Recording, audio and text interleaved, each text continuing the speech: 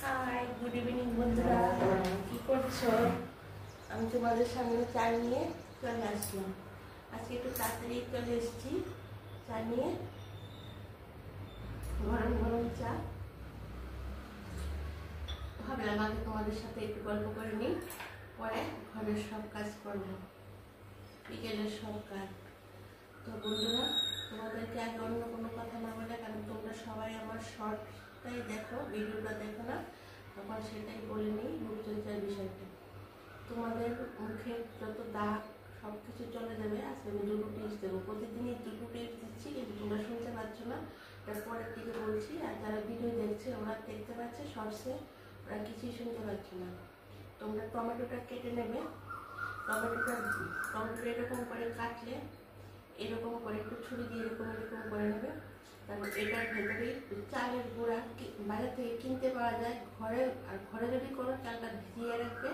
তারপরে এটা মিক্সিতে পড়লো বা শিঙাতে পড়লো, যেটাতে বলো বেস্ট। কিন্তু এত কষ্ট না করে এরকম বেশিটা কিছু দাম না, চালের গুঁড়া কিনে আনলে চালের গুঁড়াটা ভিতরে দিয়ে দেবে, আর সঙ্গে দিয়ে দেবে একটু মধু দিয়ে, তারপর এই টমেটোটার সঙ্গে চালের গুঁড়োটার মধুটা দিয়ে এরকম এরকম করে স্কার্ভের মতো করে এরকম ঘষবে।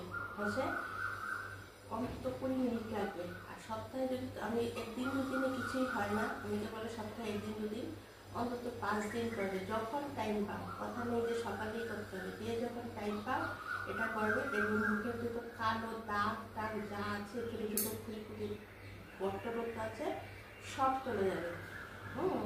এটা। আর আরেকটা হয়েছে সেম চালের গুঁড়োটা খুব উপকারী।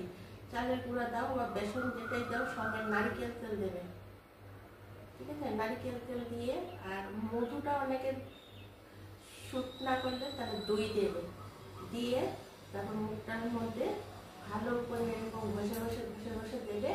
দেখবে মুখের কোনোদিনই সবাই বলে কি সব মাসে একদিন, বা পার্লারে যাচ্ছে 6 মাসে একদিন, মাসে একদিন, এই করে কি মুখ পরিষ্কার হয় বলো? মানে কমে 5 দিন তো করতেই হবে, আর অন্তত 20 মিনিট মুখটাতে রাখতেই হবে, নাহলে কাজ কী করে হবে বলো? মুখের মধ্যে কোনো ছোটো ছোটো গুড়ি গুড়ি গুটা দাগ যা কিছু, ছেলে বলো মেয়ে বলো, সবার মুখ একদম চটচটে পরিষ্কার থাকবে। 5 দিন করবে। আর নারিকেল তেলটা তো খুবই ভালো। যারা এসিতে ঘুমোচ্ছ রাতে, অবশ্যই নারিকেল তেল মেখে ঘুমাবে। এইভাবে মুখটা যদি ঘুমাও তাহলে মুখটা কিন্তু একদম শক্ত হয়ে থাকবে। রাতে নারিকেল তেলটা মেখে ঘুমাবে যারা এসিতে ঘুমাবে এখন এই গরমে, সকালবেলা